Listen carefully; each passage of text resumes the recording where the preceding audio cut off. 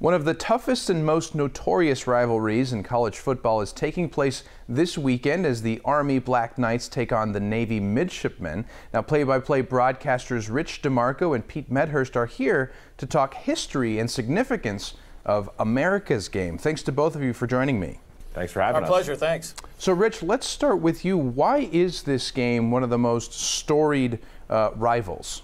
Well, it goes back to 1890 when Dennis Mikey, who organized the football team, the first football team at West Point, challenged Annapolis and the U.S. Naval Academy for a game, the first Army-Navy game in 1890 at West Point on the Plain. And I think that over the years, this is just one of those rivalries that stayed true to the tenets of it. It's folks that, you know, are brothers in arms, best of friends, 364 days of the year. But for that one day, this rivalry and who has the best football team really takes over. And through world wars, through a strife that the country's gone through, it stayed true to those tenets. And I think when you look today and both academies really finding their way to being competitive and more than competitive over the past several years, going to bowl games, having this game as a standalone game the week after the conference championship games being the only college football game, I think has just added to that. And when you talk about what's made it last so long, I think there's been things over the years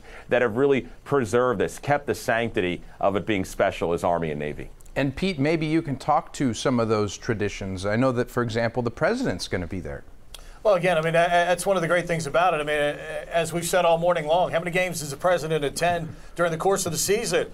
Up until now, that would be 0. So he's going to be here. He's going to attend this game. Past presidents have attended this football game. So many dignitaries as I talk about it, key decision makers who make policy for many of these future student athletes, whether they go as an Army Ranger or a Navy SEAL somewhere down the road. Those key decision makers often end up here. A lot of the folks from the Pentagon make their way to this game. And you know, I think that's the thing that makes this game special. Obviously, the work of USAA at a time where college football has become so commercial, they've made sure that this game has had the sponsorship it is needed to be here on a Saturday where not only will Army and Navy fans be watching, but that casual college football observer now can come in, can get a taste of exactly what these institutions do, because where most civilian college football teams, they have meetings around lunchtime and, you know, they can kind of structure their practice really whenever they want. You know, Ken Niumatalolo and Jeff Monken have to structure their practices and their football activities around all of the military and academic things that these student athletes have to start worrying about at 5:30 and 6 o'clock in the morning. So by the time they get to football practice in the afternoon, you know, they've already had a full day of responsibilities. And I think that's what makes this game so special, is what the student athletes do before they even get to Philadelphia on Saturday before playing a game. Right. It's a bucket list item for so many Americans, and they want to go see which team's going to pull it off. I want to ask each of you your opinion about which team you think is going to take it.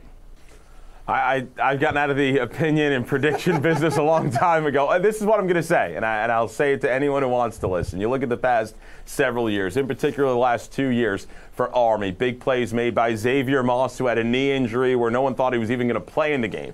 Caused 2 turnovers. Last year, John Voigt, a defensive lineman, running down the Navy quarterback on a long run. A Navy held out of the end zone, ended up being the biggest play of the game. I'm going to make a prediction that a player we wouldn't think of if he gave us 15 chances is going to end up making a pivotal or maybe the pivotal play tomorrow. Yeah, Alex, if we could get the prediction right, you know what? We'd be going right north of Tucson up to Las Vegas and making a huge bet every week on the results of a game. But look, the results in this rivalry have been extraordinary. A year where Army has had 8 or 9 wins and Navy's not necessarily had a great season. The Mids have found ways to win, and vice versa. When Navy came in with a good record and Army didn't have necessarily a great regular season, they have found ways to win. But what we know, the results play out. Look at how close all of these games have been. Even when Navy was winning 14 in a row, several of those games were hotly contested all the way through the fourth quarter. So the one thing we can fairly guarantee with certainty is it's going to be a close and going to be a very competitive football game.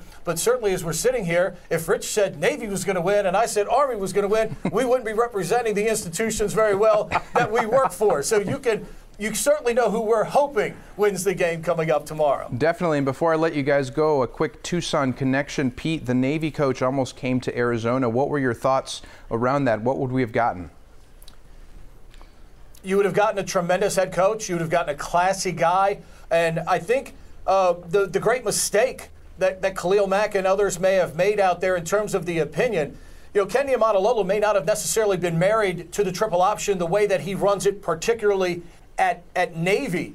But he's certainly a great enough football coach that he could have developed something off of that. And I'll tell you right now, had he gone out there, Khalil Mack would have been a Heisman Trophy type candidate because of the numbers that he could have put up in that offense this past season. But Arizona's loss, Navy's gain, keeping one of the classiest guys and winningest guys in all of college football. Right, and of course we have Sumlin, and we're going to see how that goes. So far, pretty good. So thanks to both of you so much for joining me here. It's going to be a great game. I can't wait to watch it.